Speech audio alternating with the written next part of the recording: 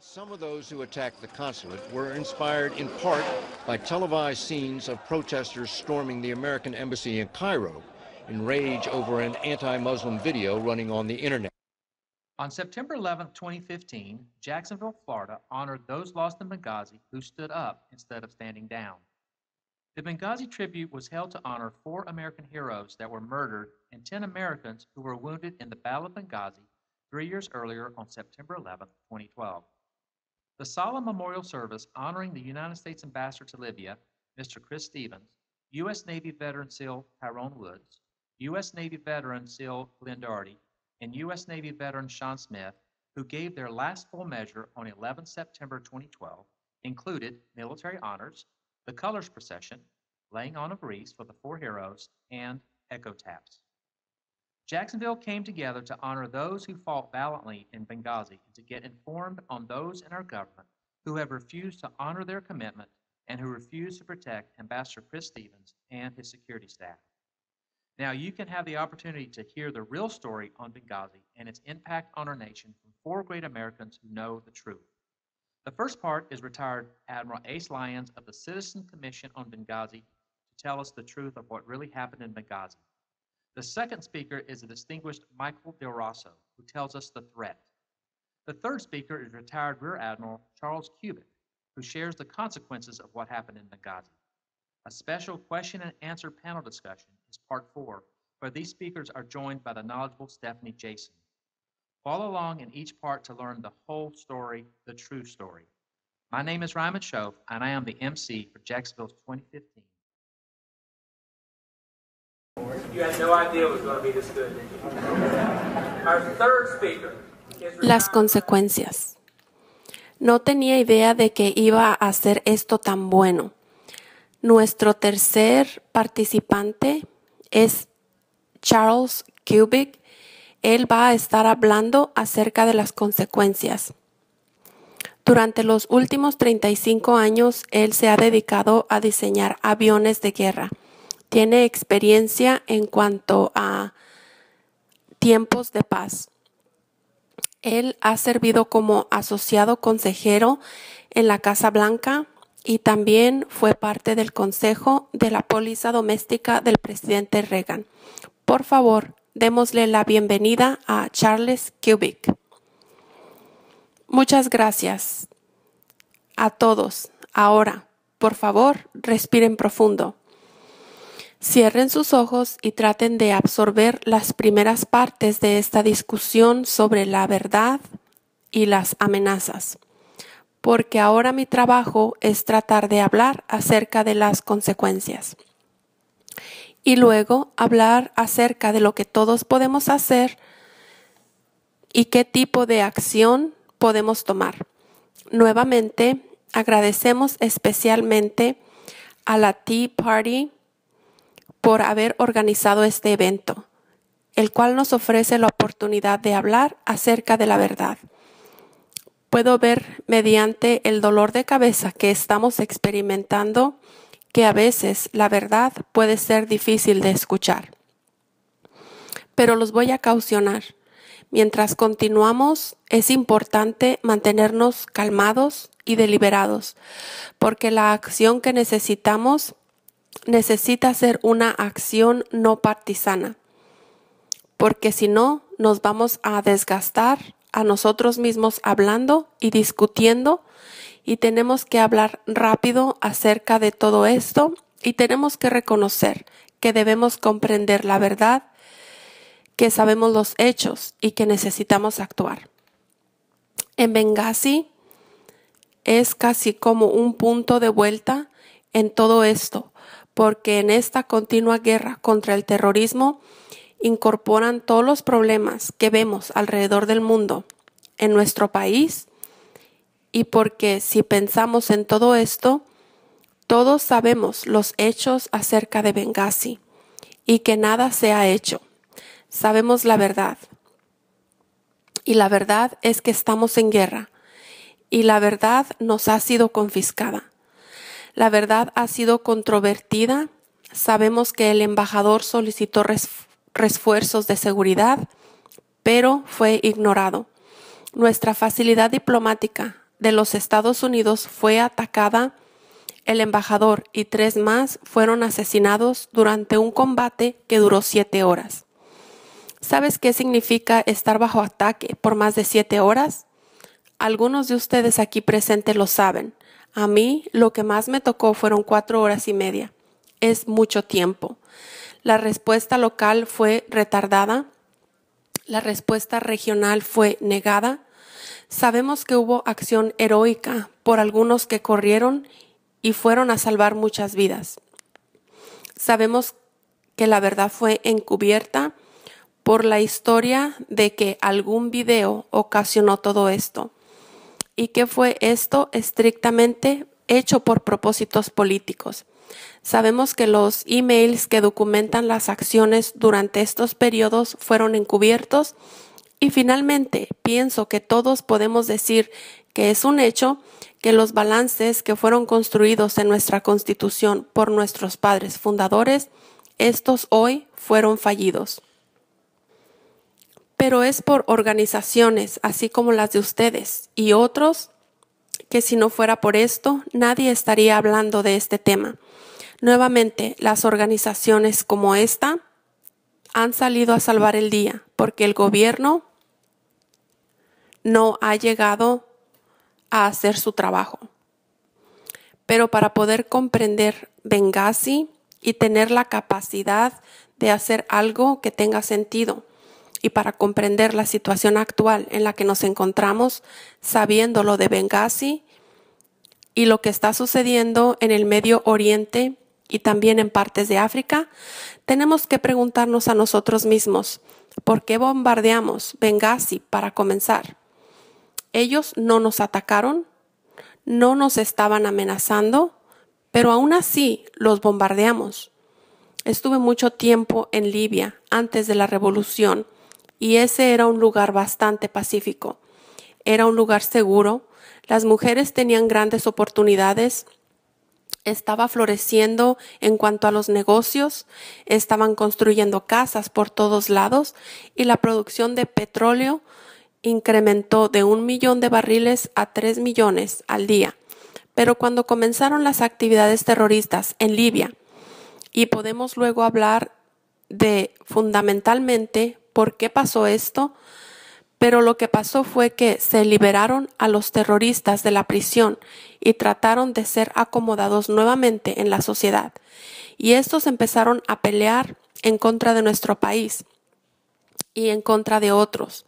Fuimos a las Naciones Unidas y dijimos que necesitábamos una resolución. Había una revolución que estaba sucediendo y que necesitábamos terminar y establecer una zona de no vuelo. Así es de que hicieron una resolución que para que hubiese una zona de no volar. Nuestro país y el embajador dijeron, vamos a agregar una parte adicional. Vamos a decir que necesitamos asistirles con asistencia humanitaria para prevenir una crisis humanitaria. Así es que se agregó esto a la resolución. Al final, las Naciones Unidas aceptó lo de la zona de no volar con la provisión para ir a evitar una crisis humanitaria. Pero te voy a decir, fuimos a bombardear y cuando escuché lo del bombardeo estaba sorprendido porque era la primera vez que yo sabía durante el tiempo que estuve en la Marina que habíamos atacado aún en violación directa a las leyes de guerra. Si checas las leyes de guerra, una crisis humanitaria potencial no es suficiente para justificar un ataque. Esto fue ajustado durante el tiempo de Kosovo y no se podía lanzar un ataque solamente para prevenir una crisis potencial. Y por cierto, nos dimos cuenta después de los hechos que una gran porción de la Fuerza Aérea de Libia deflectó a principios de la pelea. Así es de que ya estaba establecida una zona de no vuelo porque los rebeldes eran quienes estaban controlando el área. Cuando miras esto y verás que aún así comenzamos a bombardear, yo estaba en una posición por medio de contactos de negocios y mediante esto hablamos acerca de lo que podemos hacer para detener. Pero ya habían sido marginalizados los ciudadanos, la gente estaba en movimiento para estar más en alineación con el oeste y Gaddafi ya estaba por dejar el poder, ya estaba listo para abocar y para encontrar una manera para cesar el fuego y transicionar a un nuevo gobierno. Nos dijeron si podíamos ayudar y les dije, bueno, número 1, no queremos hablar con ningún político en Libia. Y número 2, no queremos hablar con diplomáticos. Esta era una situación que ameritaba hablar directamente en el campo de batalla para reflexionar con los comandantes de la milicia opositora, de acuerdo a la ley de guerra. A los libios les gustó esta idea. Y eso les dije, para poder arreglar esto, necesitamos hablar con el Comando de África. Así que me convertí en un intermediario entre el Comando africano y quienes estaban trabajando con la milicia de Libia. Arreglamos un tipo de acuerdo de 4 partes, que debía haber una tregua de 72 horas y que la abogacía de Gaddafi debía antes estar dispuesto a cesar todas las hostilidades bajo los términos que se habían aplicado. Estas discusiones eran entre el general de los libios y el general por la parte de los Estados Unidos, de que todas las hostilidades debían de cesar por 72 horas y se debía de quitar la tregua y que los pacificadores observantes de la Unión Africana iban a venir a asegurarse que la tregua fuera llevada a cabo. Luego había un intercambio de signos de buena fe, donde Gaddafi debía de retirarse de Benghazi, y él así lo hizo.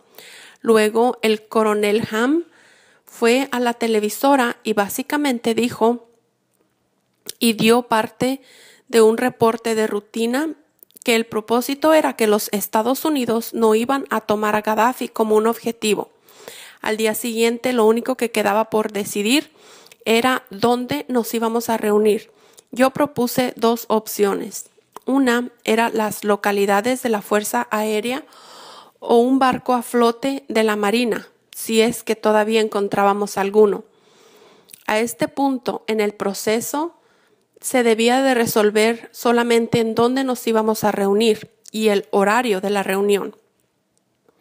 Pero en ese entonces recibí una llamada del Comando Africano que decía que todas las pláticas estaban canceladas en cuanto a la tregua. Y le dije, ¿a qué te refieres? Estamos listos para hablar. Todos estamos de acuerdo. Y ellos dijeron, se canceló todo. Y les dije, ¿quién lo canceló?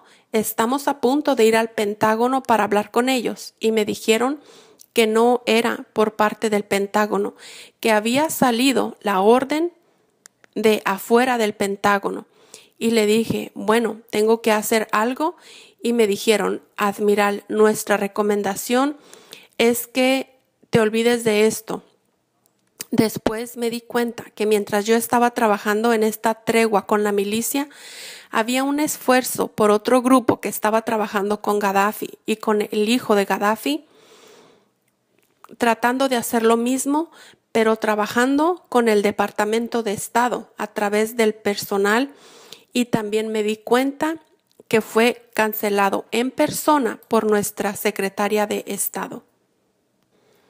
Entonces, así es de que ellos sí estaban dispuestos a hacer un esfuerzo allí, pero bueno, de ahí en adelante continuamos no solamente a bombardearlos, pero inicialmente ni siquiera teníamos una estructura de comando para organizar.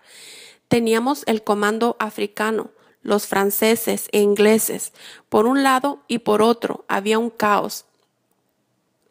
Si quieres saber qué tan caótico era esto, era una corporación, Hubo una corporación que hizo un estudio en julio de este año que detallaba todas las cosas que estaban sucediendo en esas primeras horas de guerra, hasta que últimamente fue todo dado a las manos de NATO para que se coordinaran. Pero la parte importante de ese reporte es que las cosas que me habían dicho después de la guerra por la milicia y sus comandantes en Libia era que estaban en el lado de los rebeldes, y me dijeron en persona que conforme a la resolución estaba haciéndose una negociación y Gaddafi estaba moviéndose hacia Benghazi. Los rebeldes estaban también moviendo sus tropas hacia Benghazi. Los rebeldes también habían mandado 2 botes porque no tenían artillería y armamento como el que tenía Gaddafi. Entonces iban a encontrarse con Gaddafi en las afueras de Benghazi. Y este tipo de tregua era la que yo estaba tratando de negociar hasta que el admiral me mencionó que Hillary se estaba reuniendo en una junta con Jocasi en París, donde acordaron los términos de la guerra. Bueno, a nosotros nos dijeron que mientras NATO estaba debatiendo la resolución, los franceses atacaron la columna de Gaddafi por adelantado antes de la resolución.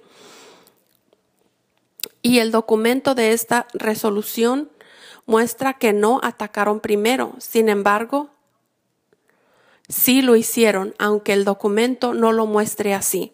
Esto enfureció a Gaddafi y las tropas se movieron aún con más ganas hacia Benghazi. Hicieron mira hacia una crisis humanitaria que ellos mismos estaban causando y utilizaron este pretexto como base a la resolución. Nuevamente, todo lo que narraron fue inventado solo para manipular la información. Como estaba hablando anteriormente, ya se estaba reportando por la televisora Al Jazeera. Y CNN estaba copiando toda la información. Lo más triste es que la información que se estaba dando era falsa. A la misma vez, Stevens fue pasado a través de la coordinación en Benghazi. Y si no entramos al detalle, ese debía haber recibido un armamento legítimo hacia gente legítima que no fueran los terroristas, y eso básicamente fue recortado. Todos los protocolos fueron echados por fuera. El Departamento de Estado lo radicalizó y al hacer esto pasó el armamento directamente a Al Qaeda, incluyendo el comando de Al-Sabian, para hacerles una historia larga, más corta. Cuando esas armas fueron vendidas a Gaddafi para que en la pelea pudiera continuar y tomar el dinero para seguir apoyando al yihad en Túnez, que era el comandante de las Fuerzas Armadas. Después confrontó a Jebil con estos hechos y él luego fue ejecutado por los hombres enemigos. Luego se presentó la noche del ataque en nuestras facilidades diplomáticas y posiblemente el ataque fue llevado a cabo con las mismas armas con las que atacaron a nuestra facilidad y asesinaron a nuestro embajador y a 3 otros. Él luego se sentó y tomó parte de esto mientras hablaba. Luego se desapareció y al parecer nuestras fuerzas especiales lo capturaron y ahora está preso. Y después de esto le dieron una orden de silencio porque él estuvo en medio de todo esto. Entonces miramos esto. Las Naciones Unidas nos dio 2 metas. Una, la zona de no vuelo, y la otra, prevenir una crisis humanitaria. Así que dime, ¿por qué no se detuvo el bombardeo después de unos días una vez que estas metas fueron cumplidas? Luego necesitas mirar a todo esto y preguntarte a ti mismo, ¿estas fueron las metas dadas por las Naciones Unidas? ¿Por qué no las Naciones Unidas entraron nuevamente en Libia para ver cómo volvían a dialogar con ellos? Parece ser que nuestras metas era más bien un cambio de régimen. y derrocar a Gaddafi. Una vez más, antes de que Gaddafi fuera asesinado, nuestra secretaria de Estado fue a comunicarse con una facilidad de diplomacia en Libia y, como ha sido ya reportado, todas estas conversaciones a través de email fueron destruidas. ¿Te pone a pensar cómo es que esto sucedió? También notamos que nuevamente, de regreso en Libia, después de la guerra, después de Gaddafi, y ya había diplomacia, después de la guerra, en los Estados Unidos estaban activamente involucrados apoyando la interacción con el gobierno de Libia y después de esto se retiraron. Chris Stevens, porque como él era tan popular y porque era una persona carismática, pienso que sinceramente él pensó que porque ellos eran sus amigos, que él podía convertirse en un puente para facilitar y establecer y unificar el gobierno de Libia, porque él era bastante estimado en esa área. Y como sabemos, él estaba también preocupado por su seguridad. Ahorita te puedo decir que los ataques de Benghazi y lo que sucedió en el 2012, yo estaba por allí en mayo del 2012 y estaba pesado con seguridad, pero era seguro. Te podías quedar en un hotel, pero sabías que las cosas no estaban al 100%. Al correcto. Lo podías ver, pero después de eso, las elecciones, el 99% de los libios votaron y votaron por un gobierno secular, sectario, y la hermandad musulmana no ganó como había ganado en Egipto. Y luego, después de un par de meses, después, en septiembre, nuestra embajada fue atacada. Nuestro embajador fue asesinado. Y eso fue por lo que estaba pasando, porque fue un ataque motivado porque se había asesinado a través de un dron a un hombre llamado Lile. Y lo hicieron en retaliación porque ese ataque todavía queda la pregunta de por qué teníamos como compañía de seguridad a Blue Mountain Security allí, si no eran ni siquiera los contratantes principales de seguridad. Sin embargo, se les dio un contrato solo para proteger y también había una organización encubierta para proveer inteligencia a los ingleses. Había reportajes locales de lo que ocurrió durante este ataque. Desafortunadamente, los reportes eran de segunda mano y eran cosas que ocurrieron anterior a que nuestra fuerza entrara en acción y estuviera involucrada. Yo pienso que hay mucho más en esta historia y espero que todos los detalles salgan a la luz cuando la comisión de Benghazi dé su reporte. Después de Benghazi, una de las consecuencias será que la Embajada de los Estados Unidos no dio más apoyo para hacer negociaciones y no había más apoyo a las fuerzas de seguridad de Libia. De hecho, la última vez que hablé con Chris Stevens, le dije, señor embajador, ellos me estiman a mí, ellos comprenderán que con mi historial militar me aceptarán para tratar de llegar a un acuerdo porque la milicia de Libia todavía está un poquito dudosa si puede negociar con los americanos, porque por 40 años han sido castigados sin siquiera se les ve alrededor de la embajada de los Estados Unidos. Vamos a tratar de establecer algo, pero bueno, no ocurrió así.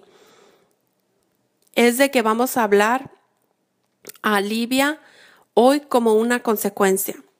Nuestra embajada de los Estados Unidos fue abandonada, el gobierno de Libia se colapsó y se fracturó entre el gobierno libio, que tiene su zona junto a la frontera con Egipto. Así es de que esto es un gobierno basado en la hermandad. La riqueza de Libia ha sido robada. La economía está completamente colapsada. La sociedad civil ha sido quebrantada. No hay fronteras. La migración en masa de refugiados que quizás mueran en su intento por encontrar la libertad. Y la producción de petróleo está sufriendo. Recuerden que producían 1 millón de barriles y ahora solamente producen apenas 200,000. Hay varias batallas continuas legales y bancarias peleando por lo que queda de la riqueza de Libia, y la gente de Libia esencialmente se han convertido en desolados del gobierno, sin dinero propio. Entonces, ¿qué es lo que dice eso de nuestra actual administración? ¿Qué es lo que ellos nos dicen acerca de esta situación? Recuerden que la meta era entrar con acción militar, sin importar que las leyes de guerra y sin tomarlas en cuenta para ir a detener una crisis humanitaria. Bueno, el día 16 de agosto, hace menos de un mes, el Departamento de Estado dio una declaración de parte de un gran número de los aliados europeos. También esto era acerca de Libia. Y sin leer toda la declaración, ellos fuertemente condenan los actos barbáricos y con los que continúan por ahí con ISIL y otros terroristas. Eso era para que nos pusieran a temblar. Dice que fuertemente condenan y están profundamente preocupados. ¿Verdad? ¿Cómo no puedes tener sentimientos a esto? Y luego llamar a todas las partes en Libia para que aspiren a ser una mejor nación, una nación pacífica, unida. ¿Cómo puede ser esto si se están matando unos a otros? Y luego dijeron, hay esperanza, vamos a enviar un nuevo diálogo político. Yo he tenido experiencia con las Naciones Unidas, particularmente en Bosnia, y lo único que las Naciones Unidas lograron en Bosnia fue que todos los involucrados estuvieran de acuerdo en cuanto odiaban a las Naciones Unidas y querían entrar en un diálogo aquí. Luego entraron en la ironía de todas las ironías al decir que no hay solución militar en cuanto a la crisis humanitaria, la cual sigue empeorando cada día. Si esto no es suficiente para agarrar a varios de ellos, de estos representantes políticos, y encerrarlos primero y hacerles preguntas después, entonces no sé, porque el propósito de todo esto era usar esta acción militar para prevenir una crisis humanitaria.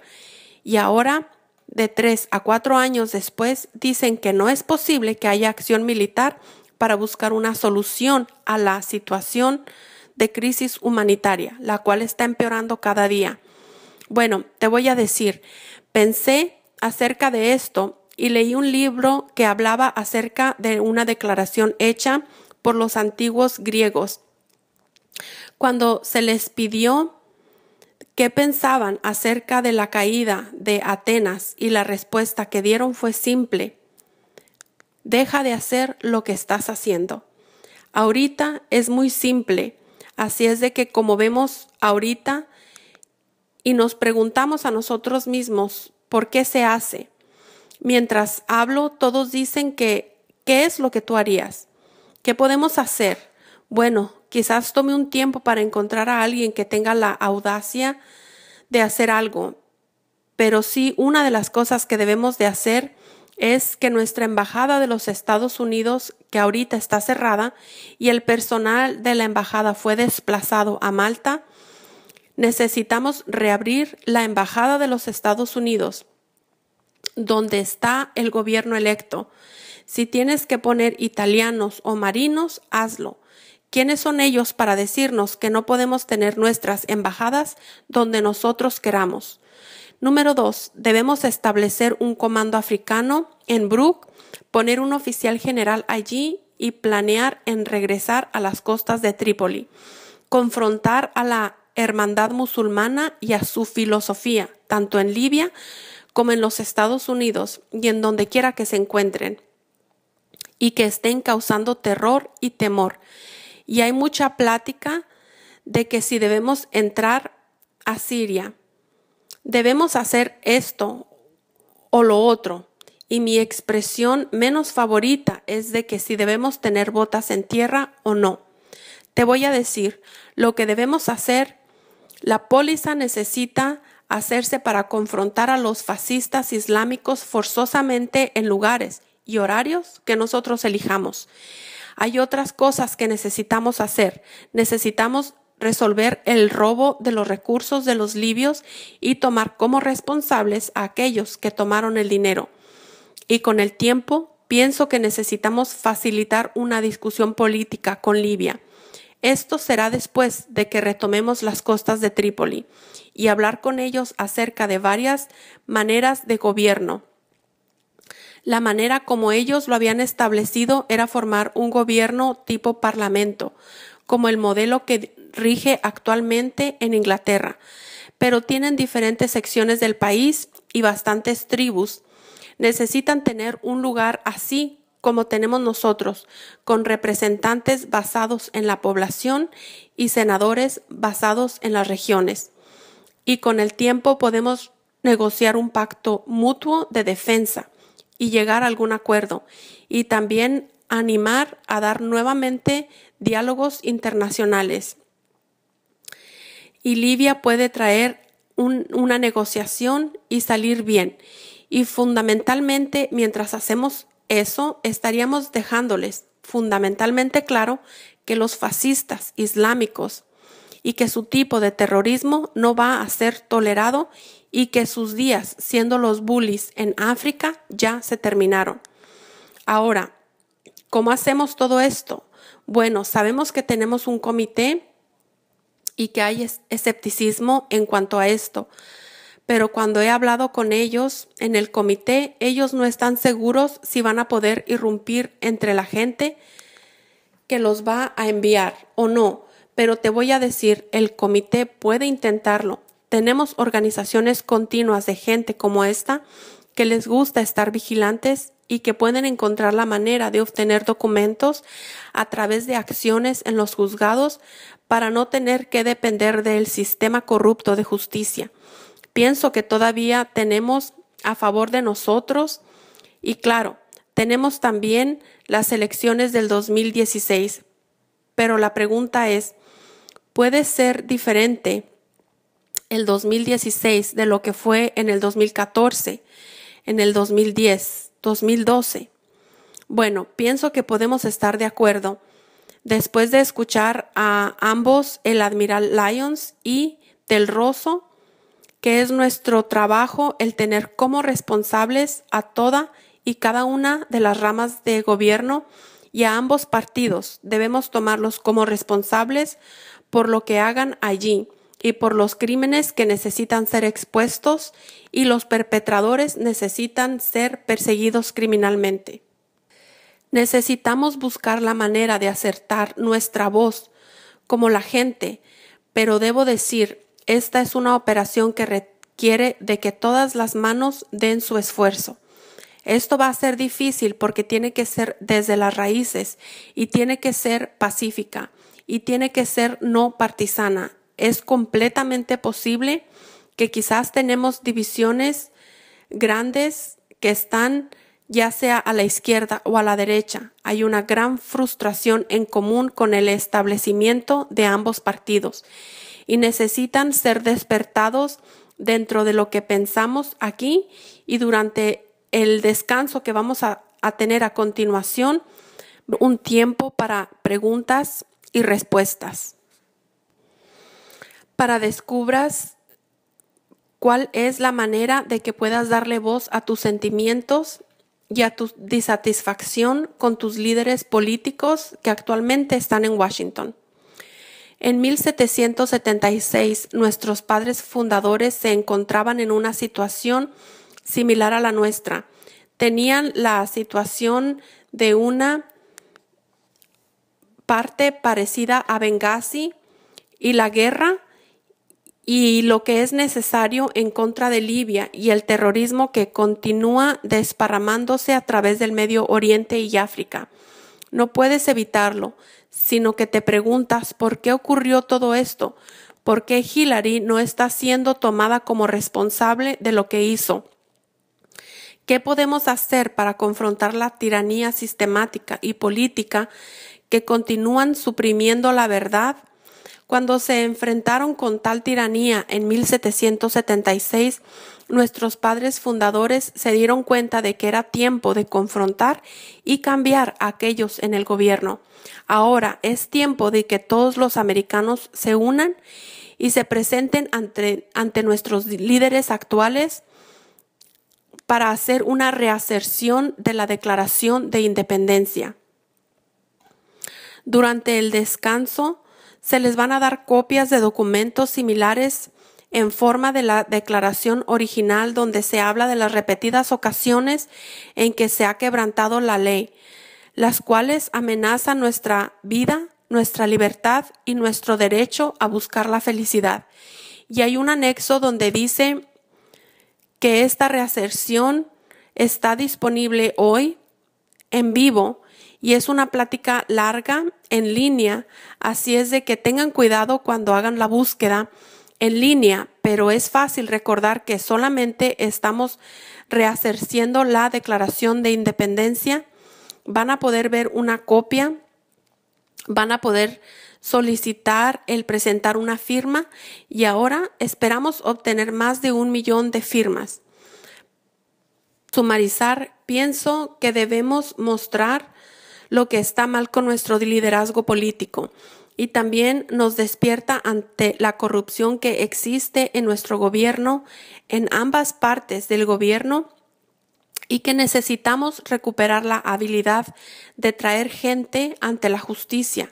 Es hora de hacer algo dramático para asegurarnos a nosotros mismos nuestros derechos como la población de los Estados Unidos y rehacer la Declaración de la Independencia. Muchas gracias.